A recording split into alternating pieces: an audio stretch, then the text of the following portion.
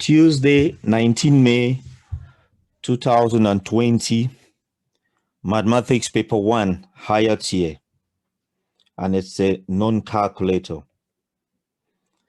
So some of the important things which we can look at now, after you've entered your center number, your candidate number, and some of the important things to look at: answer all questions. Very, very important to answer all the questions. That's where you get the good marks for these exams. You must show all your working. Show all your working. That's very, very important. And total marks for this paper is 80. So it's 80 marks, and it is for 1.5 hours, which is 90 minutes. So 90 minutes for the paper, 80 marks. So let's work out 80 divided by 90. You get 0.8. So let's change that to see, and you can round it to 0.9 if you want. Let's change that 0.9 marks per minute. We change that 0.9 to seconds. We multiply by 60. It gives us about 53.3 seconds. So roughly 1 mark is for 53 seconds. So keep your eye on the time and check your answers if you have time at the end. Read each question carefully. Sometimes students make mistake by not reading the question carefully, and then they waste time. The first 5 terms of an arithmetic sequence are 1, 4, 7, 10, 13. Write down an expression in terms of n for the n term of this sequence. So first thing I do is I write down the formula for the n term of a sequence. You need to memorize this formula. It saves you a lot of time, especially it's the first question in an exam. You just want to do that quickly, and it's for 2 marks. So n term is dn plus a minus d. D is the difference, n just for the n term, a is the first term. Now you look on the question, a is the first one, which is 1. D is the difference, which is 3. 4 take away 1 is 3. 7 take away 4 is 3. 10 take away 7 is 3. 13 take away 10 is 3. So the difference is 3. Substitute in those values. D is 3. A is 1. D is 3. Now we can simplify now. 1 minus 3, it gives you minus 2. So your n term is 3n minus 2. And that's it.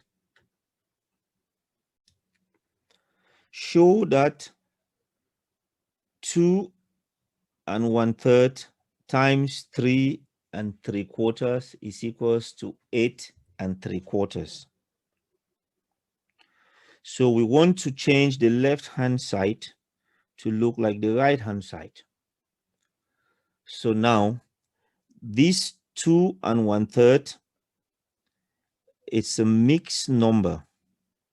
Mixed number because it's got a number and it's got a fraction.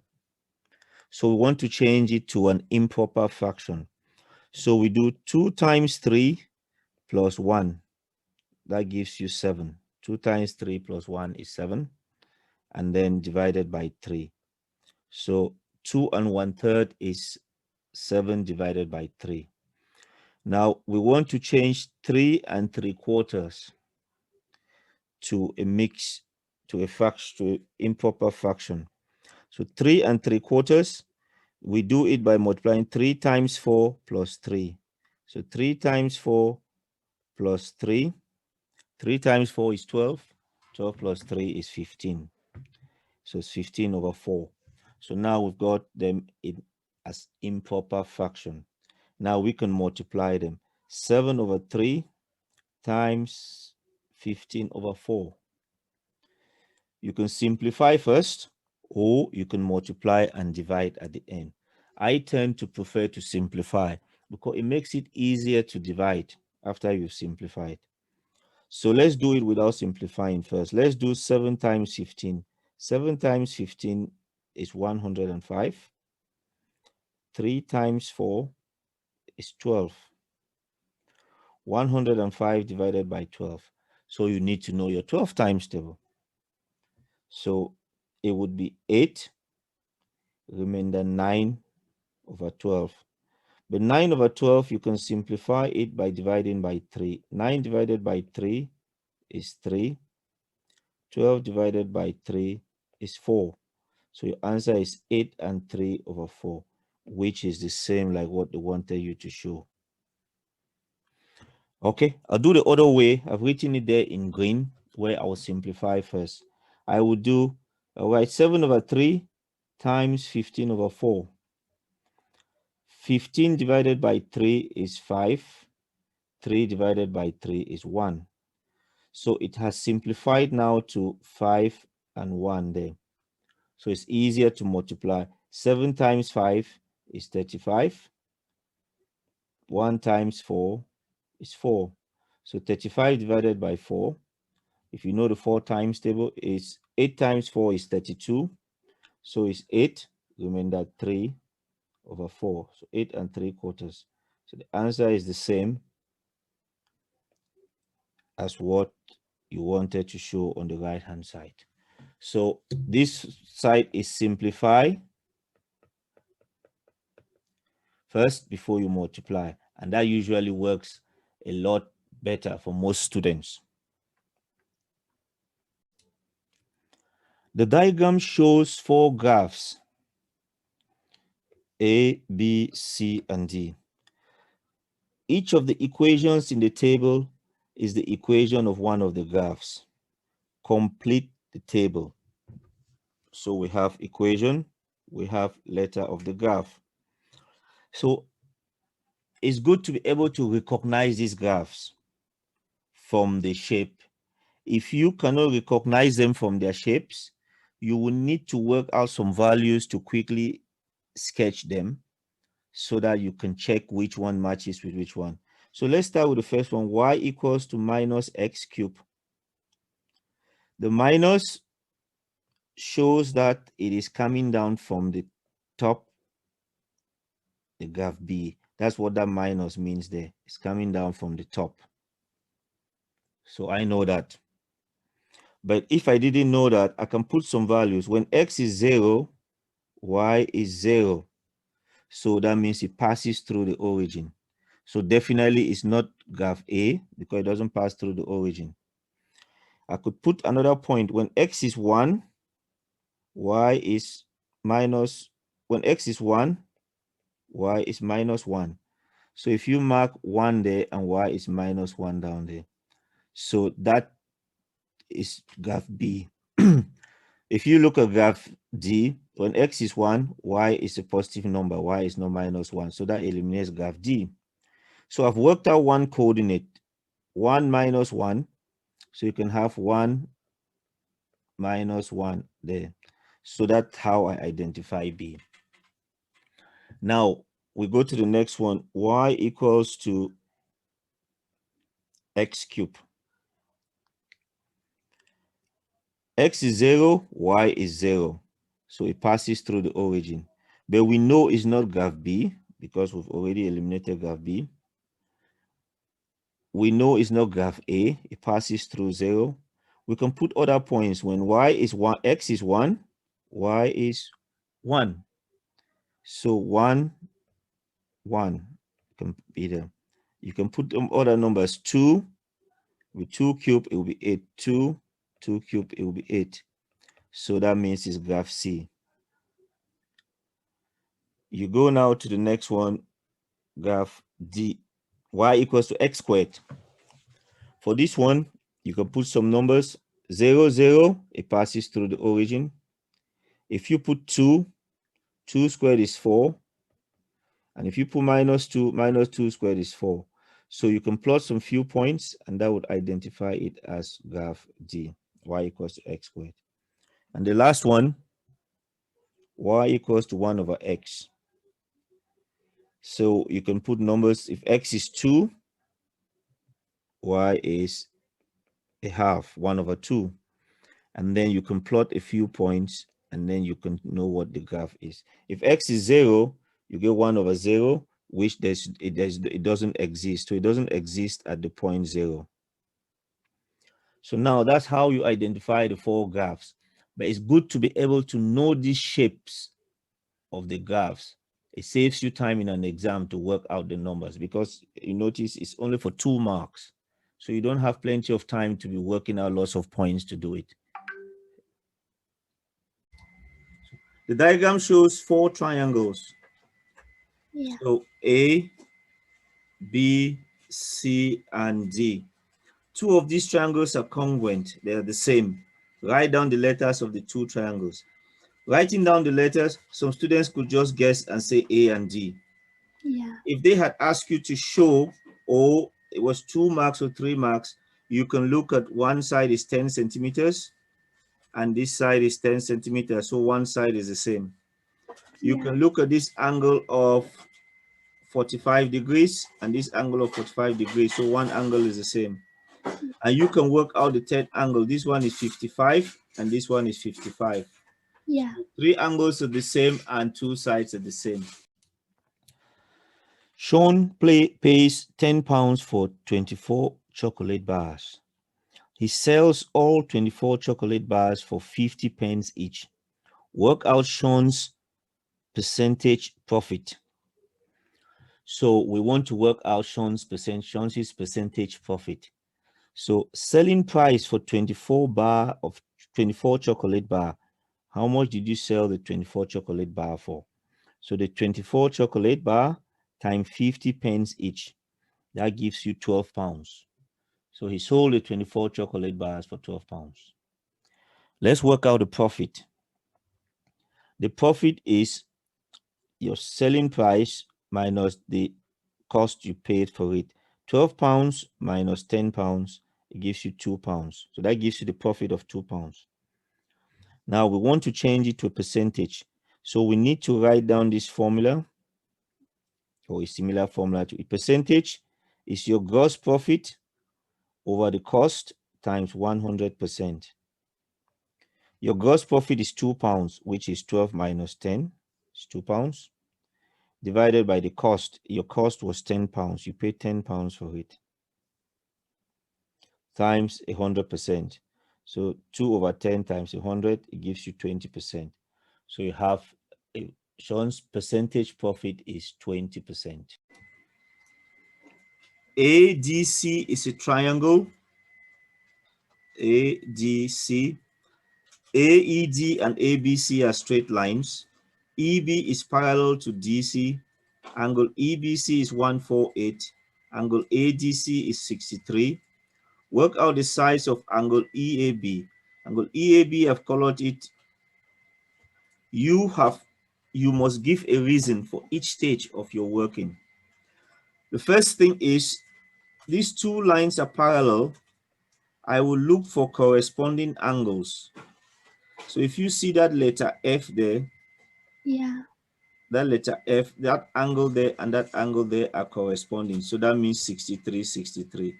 So Yeah. look for that letter F, and that shows you the corresponding angles. That's how you got AEB to be 63. DEB is this angle there, and since AED is a straight line, 180 minus 63 will give 117. So the reason is angles on a straight line add up to 180. The reason is down there. And for the other one, corresponding angles, the reason is down there. Yeah. Or you can use co-interior angles. Co-interior angles, 148 plus 32 will give you 180. So 180 minus 148 will give that to be 32. That gives co-interior angles. So to get the angle EAB, we can use the big triangle. 180 minus 63 minus 32. So the angle is 85 degrees. Or you can use the smaller triangle. 180 minus 63 minus 32. Those are the ways you can find it. And the reasons are down here. Corresponding angles, co-interior angles, straight lines, angles in a straight line add up to 180, angles in a triangle add up to 180, or you can use exterior angle of a triangle is equals to sum of the interior opposite angles. But if you use any of these reasons, you have to use the corresponding working out at the top. Yeah. I'll let you write those down.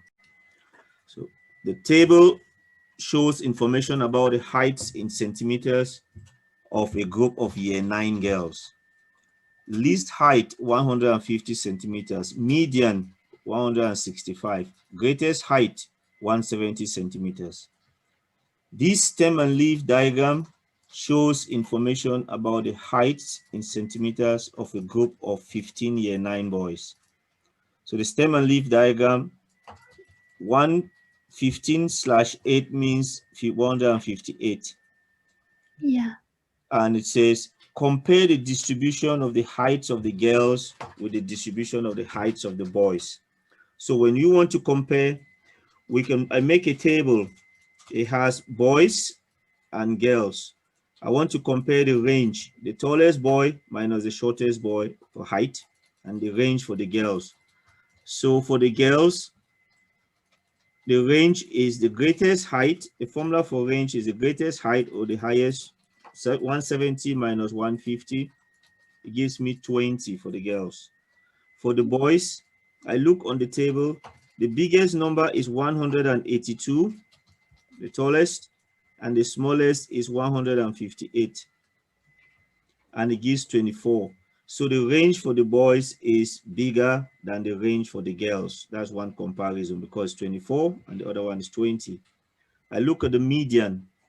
The median for the boys, the girls, is 165 centimeters. The median for the boys, in the stem and leaf diagram, there are 15 numbers. So the number in the middle is the median.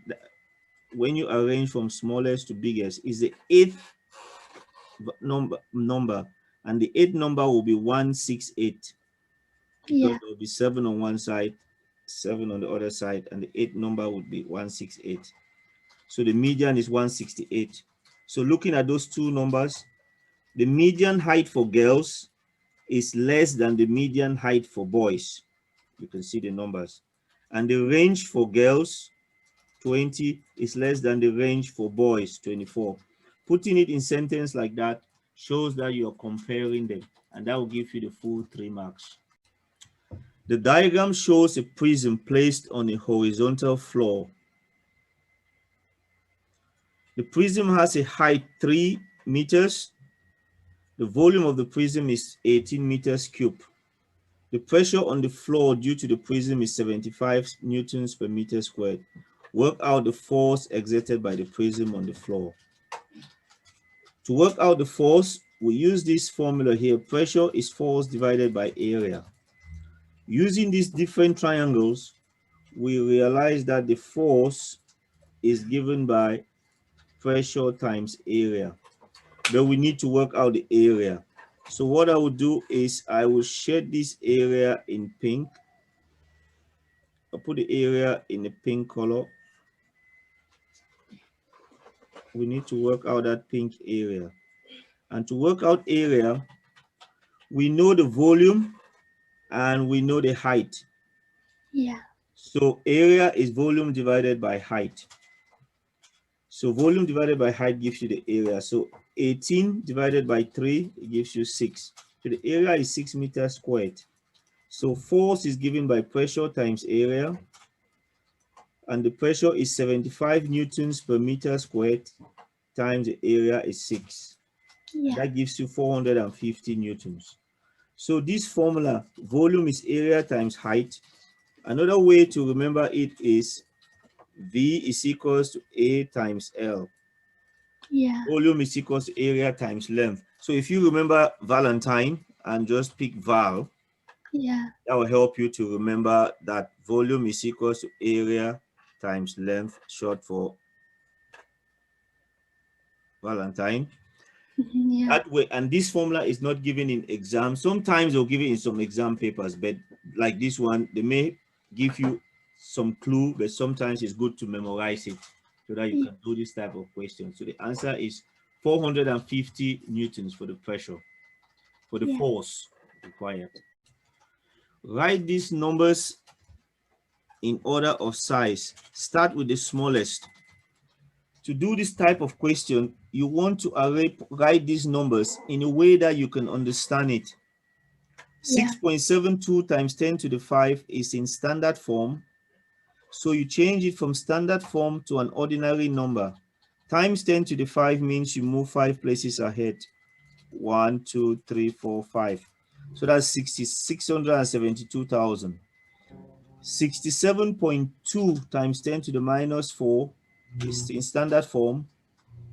To write it in ordinary number, you move the decimal point 4 places behind. 1, 2, 3, 4. So it becomes 0.00672. And then 672 times 10 to the 4. To write it as an ordinary number from standard form, you add 4 zeros. So it's 672 and 4 zeros. So this is like 6,720,000. Yeah. And then 0.000672 is already in an ordinary number form. You just leave that as it is. Now you have 4 numbers that you can easily compare because you know how to compare numbers in that form. So the smallest is that 0.000672. The next smallest is 67.2 because that is 0.006.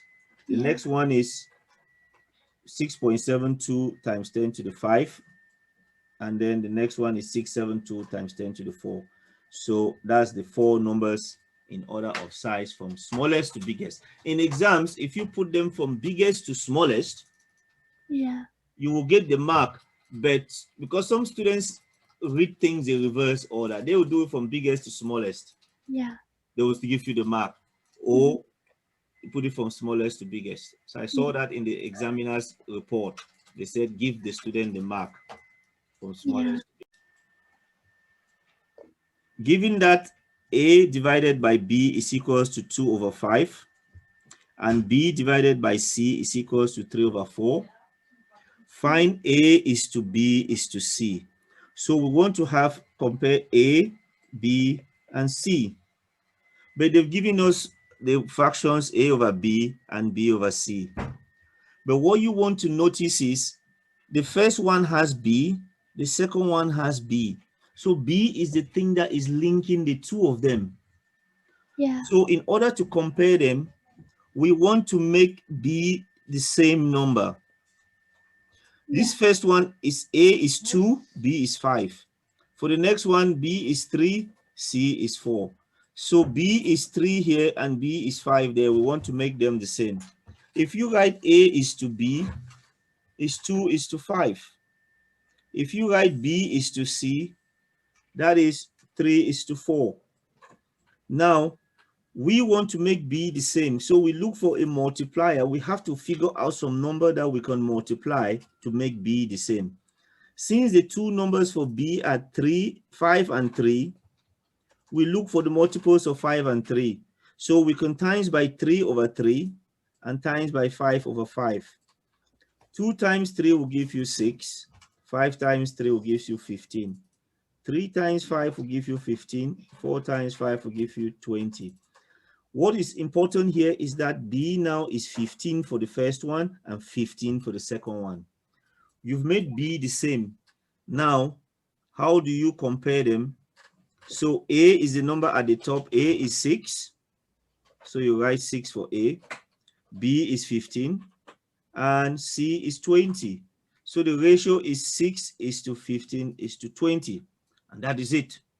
Yeah. Sometimes you can do it by comparing, by finding equivalent fractions of, so you start with 2 over 5. Write down all the fractions equivalent to 2 over 5. You could double it. It becomes 4 over 10. Times by 3, it becomes 6 over 15. You find all the equivalent fractions for 3 over 4. 3 over 4, double it, 6 over 8. you can triple it, 9 over 12, or you multiply by 4, it becomes 12 over 16, or you multiply by 5, it becomes 15 over 20. When do you stop? When the value for b is the same. Yeah. When the value for b is the same, that's when you stop and you use those two fractions. Hence, the number at the top is a, b is the one under, and c is the one underneath. So you go your a, b, and c. And that's how you do that type of problem. I hope that helps. Find the value of fourth root of 81 times 10 to the 8. What you want to do is you want to separate 81, fourth root of 81, you write it separate, and then 10 to the 8, fourth root, you write it separate. So 81 is the same as 3 to the power 4, and fourth root means to the power 1 over 4. And 10 to the 8, you write 10 to the 8, fourth root means to the power 1 over 4. You multiply the 2, 4 times 1 over 4, and then 8 times 1 over 4. 4 times 1 over 4 is 1. 8 times 1 over 4 is 2. And then when you multiply the 2, it's like 3 to the power 1 times 3 to the power 2. It's like 3 times 100, which gives you 300. And I am using this formula at the side. A to the power m times n is a to the power m times n. And then I'm using this one to separate this, the square root. Yeah. So square root of x times y is square root of x times square root of y. And that gives us 300. That's how I've done that first part. 64 to the minus a half. I will write 64 as 8 squared because 8 times 8 is 64. And because there's a 2 there and there's a 2 there, that means 2 times a half would cancel. So become 8 to the minus 1. 8 to the minus 1 is 1 over 8. So you would just have to remember that formula. A to the minus 1 is 1 over a. So 8 to the minus 1 is 1 over 8. Write 3 to the power n divided by 9 to the power n minus 1 as a power of 3. So we want to have 3 as a power of 3 at the end. So 9 can be written as 3 squared because 3 times 3 is 9. So 3 squared is 9. So you can take all of this to the top. When you take it to the top, it becomes minus. So it becomes 3 to the power n minus 2 bracket n minus 1. Now you remove this bracket. 2 times n is minus 2n, and 2 times 1 is plus 2 because it's a minus times a minus. Now n minus 2n, it gives you minus n. So it's 3 to the minus n plus 2. And you can swap their positions. So it becomes 3 to the 2 minus n. So the main thing there is to take this to the top and make it a negative, and to change 9 as 3 times 3, which is 3 squared. And then from there, you simplify this top part. N minus 2n is minus n. And then you can swap them. It becomes 2 minus n is the same as minus n plus 2. So your final answer is 3 to the power 2 minus n. The table gives information about the weekly wages of 80 people. Complete the cumulative frequency table. So we start with 5. Cumulative means you add them up. 5 plus 10, it gives you 15. 15 plus 20, it gives you 35. 35 plus 20, it gives you 55. 55 plus 15 gives you 70. And 70 plus 10, it gives you 80. And that's the cumulative frequency table completed. Complete the cumulative frequency table, which we've done that. On the grid opposite, draw a cumulative frequency graph for your completed table. When you draw the graph, we use the upper class boundary, 250 and 5, 315, and 350 and 35. So those are the points. And then you join them all. The green line is the curve. You join them, you don't use a ruler. And this shape is called an ogive shape. That's the name of that shape. But you join it with a curve, and that gives you the cumulative frequency graph. Joan says 60% of this group of people have a weekly wage of 360 pounds or less. Is Joan correct? You must show how you get your answer. If we work out 60%, 60 divided by 100 times 80, Yeah. that gives us 48. Yeah. But if we go and look in the graph, if we look in the graph from 360 up, we get 40. And if we look at 380, we go up to the graph, we get 48. So if you look 40 there, you come down 360, and then 48, come down, you get 380. So from the graph 360, it gives you a cumulative frequency of 40. So if we get 40 divided by 80 times 100%, that's 50%, which 50% is not the same as 60%, which Joan says there. So the answer is no. Joan is not correct. From the graph, cumulative frequency is 48, and that gives you 380 pounds. Liquid A and liquid B are mixed to make liquid C. Liquid A has a density of 70 kilograms per meter cube. Liquid A has a mass of 1,400 kilograms. Liquid B has a density of 2,800 kilograms per meters cube, and liquid B has a volume of 30 meters cube. Work out the density of liquid C. And for this type of question, you need to know the formula to work out density. The formula for density is mass divided by volume. I have written the formula on the top right hand side there. And the way I remember it, I use a mnemonic. So for density, I would say don't.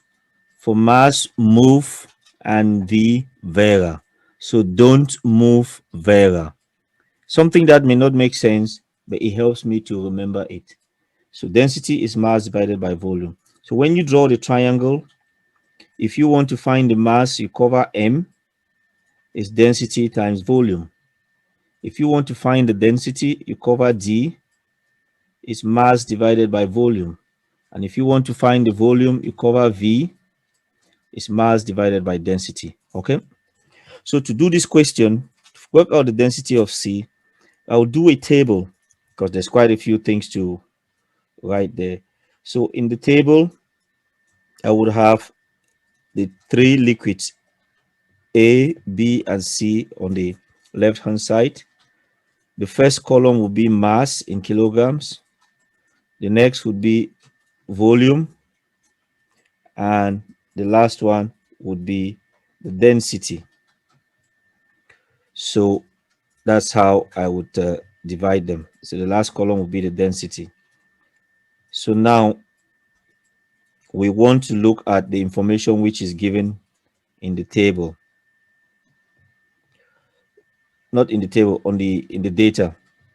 So now for A, they're given the mass of 1,400 and they've given the density of 70.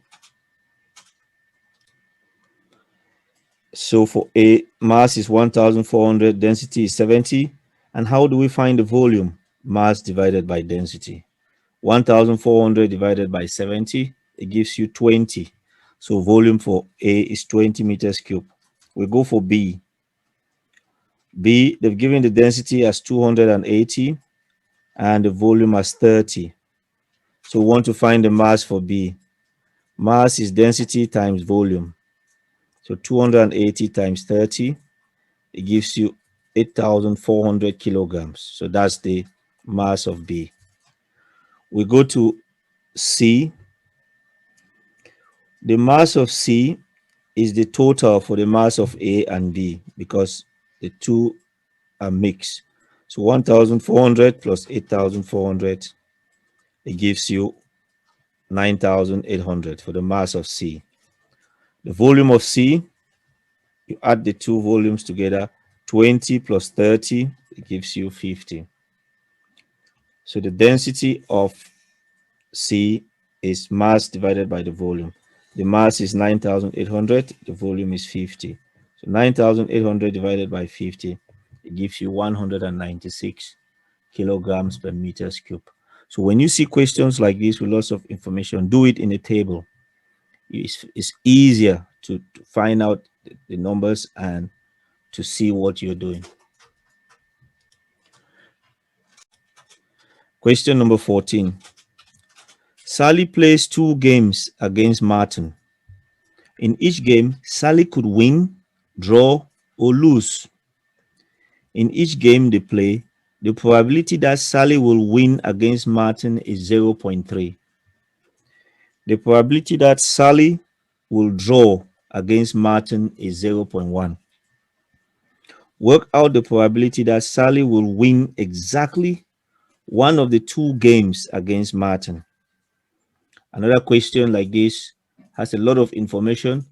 I will highlight the important things like the win, draw, and lose for each game. Probability of win a game is 0.3. Probability of draw is 0.1. And then I will put this information on a tree diagram. In that way, I can see the information clearly and get the numbers to work out the probability. So in the first game, you can win, draw, or lose. The second game, you can win, draw, or lose. So if you win the first time, you can win, draw, or lose the second time. If you draw the first time, you can win, draw, or lose the second time. If you lose the first time, you can win, draw, or lose the second time. So if win is 0.3 and draw is 0.1, lose would be 0.6 because 1 minus 0.3 minus 0.1 is 0.6 because all the 3 probabilities have to add up to 1.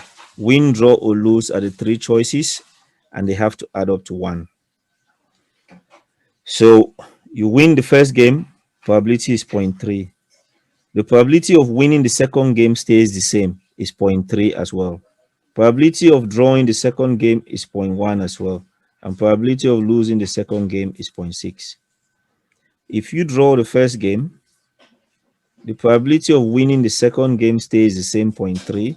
The probability to draw the second game stays 0.1. And the probability to lose stays the same, 0.6. And if you lose this first game, your probability of winning the second is still 0.3, of drawing the second is 0.1, and of losing the second is 0.6. Now we want Sally, work out probability that Sally will win exactly one of the 2 games. So you can win and draw, or win and lose. Sally can draw and win, or Sally can lose and win. So those are all the options where she wins exactly one of the 2 games. So win and draw is 0.3 times 0.1, which gives you 0.03. Win and loss is 0.3 times 0.6, which gives you 0.18. Draw and win is 0.1 times 0.3, which gives you 0.03. And then loss and win is 0.6 times 0.3, which is 0.18. When you add all of them, it gives you 0.42. And if you change that to percentage, you multiply by 100, it gives you 42%. And the probability is 42 over 100. You can write it as 42 over 100 or 0.42 or 0.42 or 42%. Question number 15. The straight line L1 has equation y equals to 3x minus 4. The straight line L2 is perpendicular to L1 and passes through the point 95. Find an equation of L2. So we want to find an equation of the form y equals to mx plus c. So we have L1 is y equals to 3x minus 4. The gradient is the number in front of x. So the gradient is 3. And the symbol for gradient is m. Since they are perpendicular, we use this formula on the right hand side. I've written it there at the top. m1 times m2 equals to minus 1. Or gradient of one of the line is equals to minus 1 divided by gradient of the other line, because they are perpendicular or at 90 degrees. So we know gradient of m is 3. So gradient of L2 would be minus 1 over 3. Now, we know the gradient now. We want to work out the equation of the line. So we use y equals to mx plus c. We know m is minus 1 over 3. We need to find c. We are told that the line passes through 9 for x and 5 for y. So we sub in 9 and 5. So y is 5 equals to minus 1 over 3 times 9 plus c. Minus 1 over 3 times 9 is minus 3. And take minus 3 to the other side, add it to 5, it becomes 8. So c is 8. So now you write the equation of your line. Y equals to mx plus c. M is minus 1 over 3 and c is 8. So your line is y equals to minus 1 over 3x plus 8. Shirley wants to find an estimate for the number of bees in her hive. On Monday, she catches 90 of the bees. She puts a mark on each bee and returns them to her hive. On Tuesday, she catches 120 of the bees. She finds that 20 of these bees have been marked. Work out an estimate for the total number of bees in a hive. We have to use a formula, and the formula is like this: capital M over capital N is equals to small m over small n. And when you rearrange it, the capital N is equals to m n over m. So it's good for you to see what and to know what this stands for. N, capital N for November, is the population size to be estimated. So that's the population you want to estimate for the bees. So capital N for November is what you want. Capital M for mother is the number of members of the population that are captured initially and tagged. So when you first capture them and tag them the first time, that's how many of them there are. And in this case, it is 90. The first time Shirley took them to count, she picked 90 of the bees. So capital M for mother is 90. The first time she captured and counted them. N is the number. N for November, small n, is the number of members of the population that are captured subsequently. So when you capture them the second time, we use small n to represent them. So the second time you capture them, they captured 120 the second time. And then small m is the number of members of this subsequent captured population that attacked. Small m is how many of them have the tag the second time when you catch them or capture them. You substitute those numbers in the formula. It's 90 the first time you catch them on Monday times 120 the second time you catch on Tuesday, divided by how many have tags on them. So how many you catch on Monday times how many you catch on Tuesday, divided by how many of them have the tag on them. And that gives you 540, which is an estimate for the number of bees in the hive. Shirley assumes that none of the marks had rubbed off between Monday and Tuesday. If Shirley's assumption is wrong, explain what effect this would have on your answer in part A. So let's say some of the marks are rubbed off. So if marks fall off, Shirley will have to overestimate the number of bees, because if the marks are fallen off, the number underneath, it wouldn't be 20, it would be less than 20. And if there's less than 20, you're dividing by a small number, you would overestimate. There will be fewer bees, her amount will, so there will be fewer bees and her amount will go down. So those are some of the things you can consider when they don't have the mark on the bees. Question number 17. Make F the subject of the formula D is equals to 3 bracket 1 minus F all divided by F minus 4. The technique I will use here, cross multiplication, and I've written the formula for cross multiplication on the top right hand side. Let's go through that to make sure you understand what cross multiplication, how it works. A divided by B is equals to C divided by D is equivalent to, when you cross multiply, the top times the bottom and the bottom here times the top is equivalent to A times D is equals to B times C. So you've taken the fraction and changed it to linear. So AD is equals to BC. Let's do that here. So this is like D divided by 1. So you cross multiply. So you get D times F minus 4. Make sure you put it in bracket.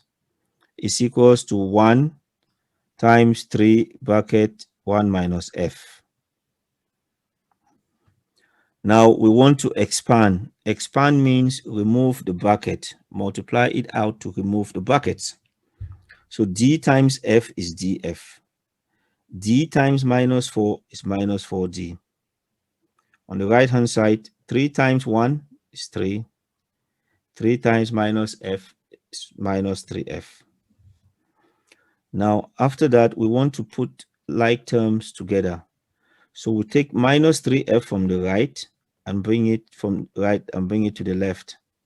So we have DF plus 3F. The minus 3F comes to the left and becomes plus 3F. And the minus 4D, it goes to the right, it becomes plus 4D. Now on the left side, we got F and we got F as common factor. So since we've got F as common factor, we can factorize, take F out of the brackets. When you take F out of the bracket, you're left with D and you're left with 3. So D plus 3 is equals to 3 plus 4D. Now to get F on its own, we have to take D plus 3 to the right side. Because it is times, I've put there in red, you can see the times I've written there in red. It is times D plus 3.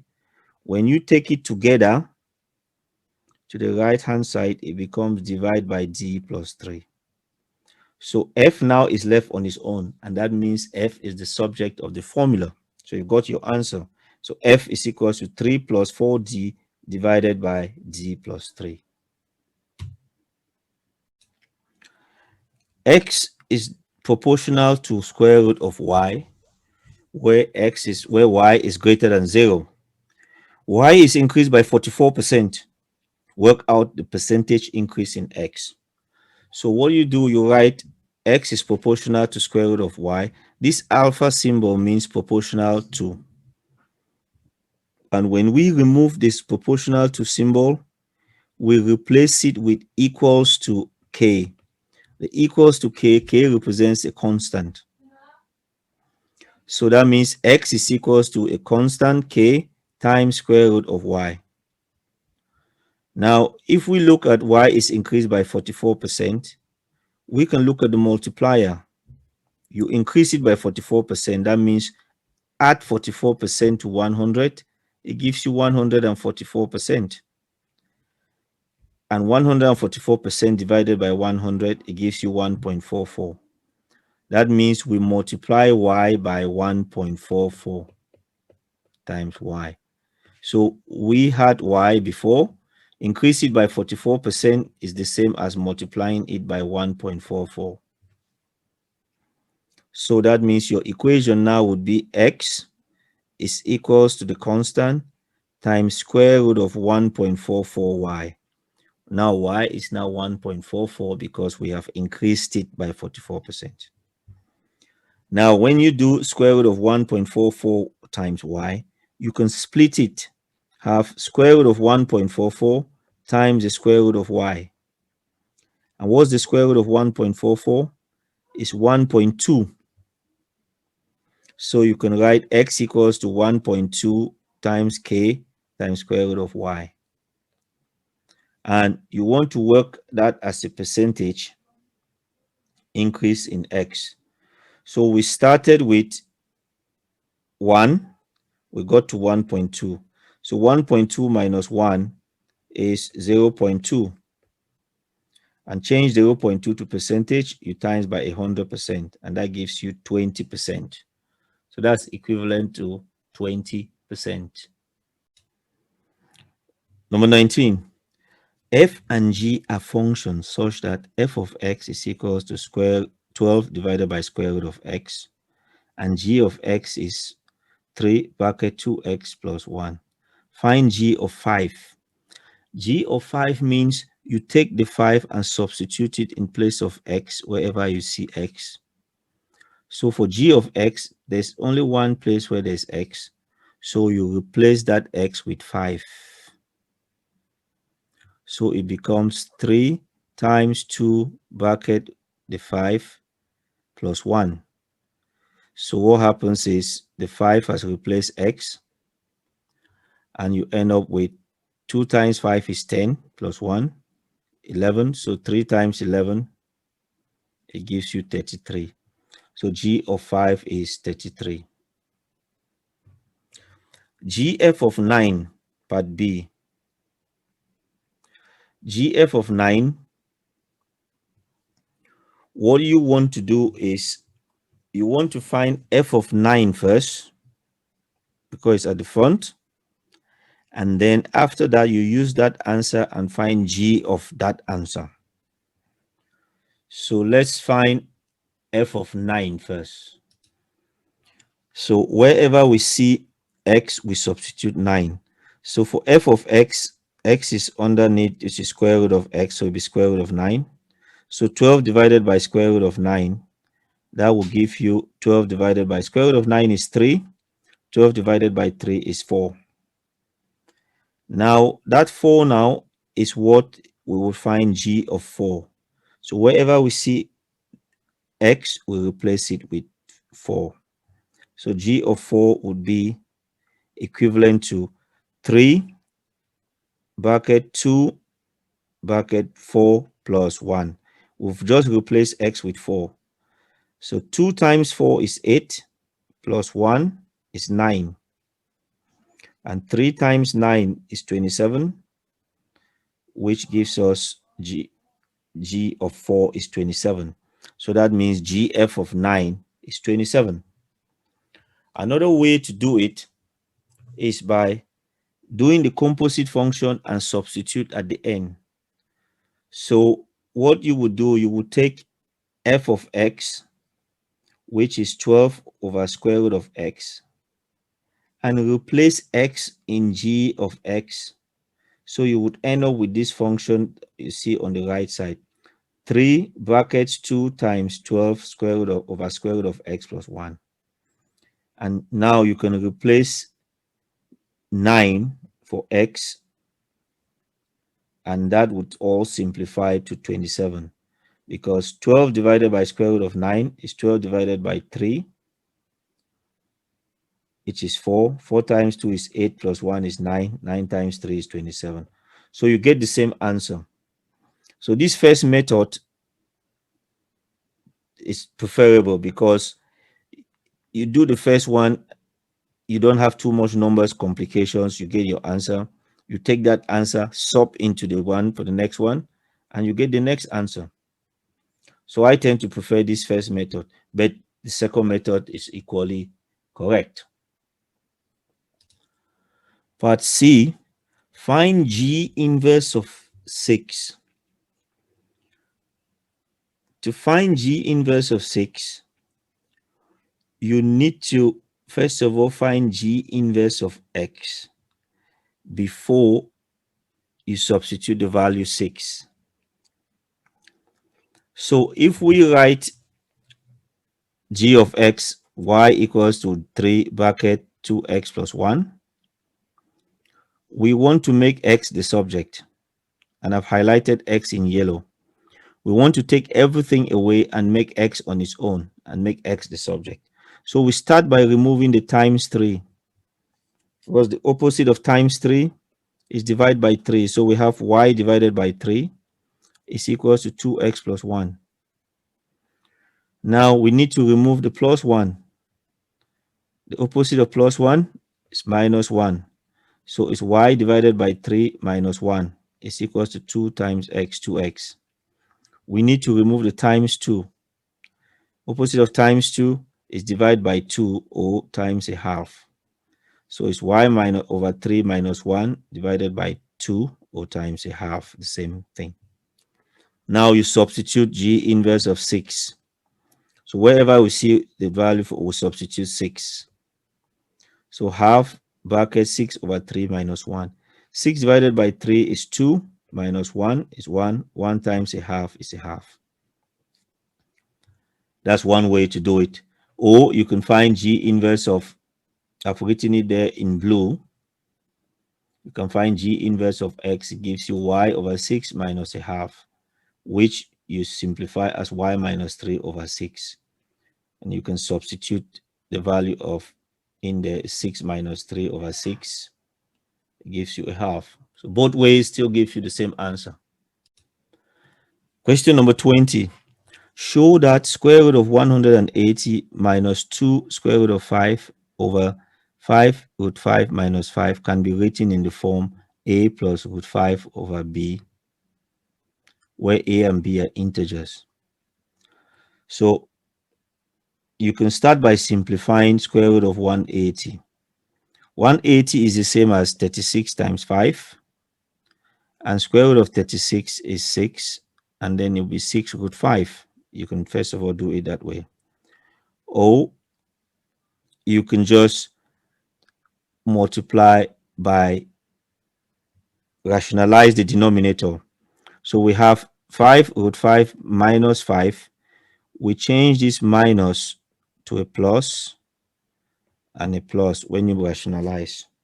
So that minus 5 becomes plus 5, and that becomes plus 5. Now you expand the double brackets using that FOIL method. Square root of 180 times 5 root 5, and then plus square root of 180 times 5, minus 2 root 5 times 5 root 5, which will give you 50. You can put that in your calculator. 2 root 5 times 5 root 5, it gives you 50. Root 5 times root 5 is 5, and 2 times 5 is 10, and 10 times 5 is 50. So it's minus 50. Minus 2 root 5 times 5 will give you minus 2 times 5, it gives you minus 10. So it's minus 10 root 5. And now for the denominator, it would be the square of 5 root 5 times 5 root 5, which would give you 25 times 5, it gives you 125. And minus 5 times plus 5, it gives you 25. So when you expand the denominator, you will get 125 minus 25. Now you can simplify the numerator, whereby 5 times 180, it gives you 900. And square root of 900 is 30. So 5 times 30 is 150. And this one, 5 root 180, 5 times root 180 is 6 root 5. So 6 times 5 is 30. So it's 30 root 5. Minus the 50 minus 10 root 5 divided by 125 minus 25 is 100. So now you have 150 minus 50 plus 20 root 5. How did we get 20 root 5? 30 root 5 minus 10 root 5. It's like 30 apples minus 10 apples. That gives you 20 apples, 20 root 5. So 150 minus 50 is 100. 100 plus 20 root 5 divided by 100. You can split it as 100 over 100 plus 20 root 5 over 100. 100 over 100 is 1. 20 root 5 over 100. 20 divided by 20 is 1. 100 divided by 20 is 5. So you have 1 plus 5 plus root 5 over 5. So your answer A is 1. B is 5. So that's how you do that type of question. Number 21. DEF is a triangle. P is the midpoint of FG. Q is the midpoint of DE. FG is A and FE is B. Use a vector method to prove that PQ is parallel to FE. So when two lines are parallel, one is a multiple of the other. So we can start by finding certain things from the information given. Let's find ED. DE, to go from D to E, you can go from D to F and then from F to E. So D to E is equal to D to F plus F to E. And D to F is minus A because A is FD. So D to F is minus A and F to E is B. So DE is minus A plus B. Or you can swap them and write it as B minus A. Now ED, you swap it around, it will be A minus B. Now let's try and find DQ. To go from D to Q, you can go D to F, F to E, and E to D. So D to Q is the same as D to F, F to E, and E to D. So we know D to F is minus A. D to F is minus A. F to E is B. And ED from before is A minus B. So it's half bracket A minus B. So if we remove the brackets, half A times minus half B, and collect like terms, we will have DQ to be equals to half bracket B minus A. So just another reminder, P is the midpoint of FD. Q is the midpoint of DE. FD is A and FE is B. And the two lines are these pink lines I've drawn there. You see the two pink lines, PQ and FE. We want to show they are parallel. That means one of them is a multiple of the other. So let's look for PQ. PQ is the same as QD plus DP. So PQ is the same as QD plus DP. And QD is minus a half bracket B minus A. And DP is minus half A because it's half of A. But it's minus because it's the opposite direction to A. So it's minus half A. When we remove the brackets and collect like terms, we'll have minus half b plus half a minus half a.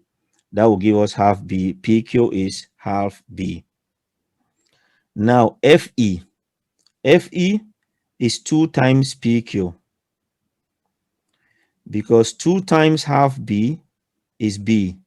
FE is b. So 2 times half b, 2 times half b, it gives you b. So what we are saying is that FE is a multiple of PQ. When you multiply PQ by 2, you get FE. That means they are parallel. Question number 22. The diagram shows two shaded shapes A and B. Shape A is formed by removing a sector of a circle with radius 3x minus 1 centimeters from a sector of the circle with radius 5x minus 1 centimeters. Shape B is a circle of diameter 2 minus 2x centimeters.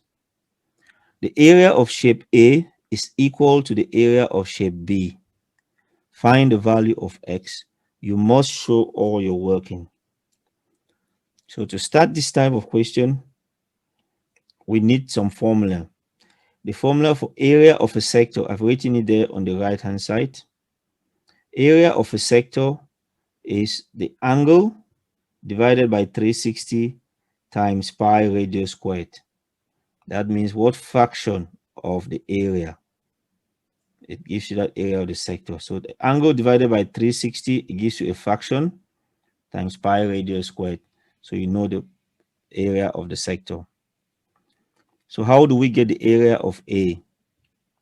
The area of A is given by area of the big sector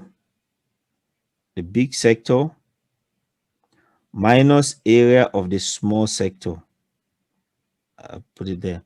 So area of the big sector minus area of the small sector will give you the area of A. So we substitute into the formula to find area of a sector. Area of a sector, pi theta, the angle divided by 360 times pi radius squared. So let's start for the big sector. 45 divided by 360 times pi times radius is 5x minus 1 squared. And we do it for the smaller sector. The angle is the same, 45 over 360 times pi times the radius is 3x minus 1 all squared. So 45 over 360 times pi, that will simplify to pi over 8. 45 over 360 is 1 over 8. So pi over 8 square bracket 5x minus 1 all squared minus 3x minus 1 all squared in squared brackets. So what we want to do with that expression there is to expand this 5x minus 1 squared and the 3x minus 1 squared. So we will write it as 5x minus 1 in bracket times 5x minus 1 minus 3x minus 1 in brackets times 3x minus 1 in brackets. And we would leave the pi over 8 outside the square bracket and not use it for now. So when we expand this, 5x times 5x, it gives you 25x squared. 5x times 1, it gives you minus 5x. Minus 1 times 5x, it gives you minus 5x. Minus 1 times minus 1, it gives you plus 1. 3x times 3x, it gives you 9x squared. And it's minus there, so it's minus 9x squared. 3x times minus 1, it gives you minus 3x. With the minus in front, it becomes plus 3x. Minus 1 times 3x, it becomes minus 3x. With this minus, it becomes plus 3x. Minus 1 times minus 1 is plus 1. With this minus, it becomes minus 1. Now, we collect like terms. 25x squared minus 9x squared gives you 16x squared. Minus 5x minus 5x minus 10x plus 3x, it gives you minus 4x. And then 1 minus 1 gives you 0. So you're left with pi over 8 bracket 16x squared minus 4x. So that is the area of that shaded part. Now, we are told that the area of B is equals to that area of that shaded part. So the formula for area of a circle is pi radius squared. So the diameter is 2 minus 2x. You can factorize it, 2 bracket x 1 minus x. So the radius is half of the diameter. Diameter divided by 2 gives the radius. So if 2 bracket 1 minus x divided by 2, the 2 would cancel. So you're left with 1 minus x as the radius. We substitute 1 minus x into the formula for area of a circle. So the area is pi times 1 minus x squared. Write 1 minus x times 1 minus x. When you expand it, 1 times 1 is 1. 1 times x is minus x. X times 1 is x. And x times minus x is plus x squared. So now, like terms, minus x is minus 2x. So you have area is pi bracket x squared minus 2x plus 1. So what we have got area of the circle and area of that shaded part. And we are told that the area of the shaded part is the same as the area of the circle. So we'll take our first answer. Area of the shaded part was pi over 8 bracket 16x squared minus 4x is equals to the area of the circle pi bracket x squared minus 2x plus 1. Now, since they are equal, we want to start to simplify. We see pi on the left side and pi on the right side. So we can divide by pi and cross pi out. So you would end up with 16x squared minus 4x equals to x squared minus 2x plus 1. To get rid of the fraction 1 over 8, you times by 8 on the left and times by 8 on the right. So you would get the 8 times the 8 would cross out for the left side. You're left with 16x squared minus 4x is equals to 8 times x squared is 8x squared. 8 times minus 2 is minus 16x. 8 times 1 is 8. Now we put everything to the left side. We take the 8x squared to the left. It comes minus 16 minus 8x squared. 16x squared minus 8x squared gives you 8x squared. Minus 16x comes to the left. Minus 16 plus minus 4, it gives you minus 4x plus 16x gives you 12x. Plus 8 comes to the left, it becomes minus 8. So we have this quadratic to solve, which you can simplify before you factorize. So we divide 8 divided by 4 is 2. 12 divided by 4 is 3. Minus 8 divided by 4 is minus 2. Now, to factorize this quadratic, we can multiply a times c, which is the 2 times the minus 2, it gives you minus 4. So we want two numbers that you would add to make 3, and you will multiply to make minus 4. And those two numbers are minus 1 and 4. Minus 1 plus 4 is 3. Minus 1 times 4 is minus 4. So you can write out the quadratic as 2x squared minus x plus 4x minus 2. You factorize x bracket 2x minus 1 plus 2 bracket 2x minus 1. And then you factorize again. 2x minus 1 is common. And bracket x plus 2 equals to 0. So 2x minus 1 equals to 0. So x equals to a half. X plus 2 equals to 0. So x equals to minus 2. So since we're doing with measurements, we cannot have negatives. So we use x equals to a half. So just to quickly summarize, because the question is quite long, the area of A is equals to the area of B. So we want to find the area of A. So what we did was the big sector, the area of the big sector minus area of the small sector. It gives us the area of A. And we use that area of A, make it equals to the area of B. And then from there on, we solve that equation to find x to be equals to a half. Question number 23. There are 4 types of cards in a game. Each card has a black circle, or a white circle, or a black triangle, or a white triangle. So the number of cards with a black shape is to the number of cards with a white shape is 3:5. Number of cards with a white circle, number of cards with a circle is to number of cards with a triangle is 2:7. Express the total number of cards with a black shape as a fraction of the total number of cards with a triangle. So looking at that, we want to add the number of cards with black shape with the number of cards with white shape. The ratio 3 plus 5, it gives you 8. And the number of cards with a circle with the number of cards with a triangle, 2 plus 7, it gives you 9. So we want to find what fraction of black shape.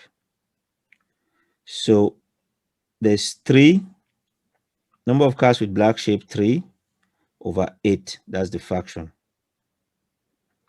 And the fraction of triangle. So there's 7, number of cards with a triangle, there's 7/9. So we want to have 3/8 divided by 7/9, which is 3/8 times, you flip it around, 9/7. So that would give 3 times 9 is 27, 8 times 7 is 56.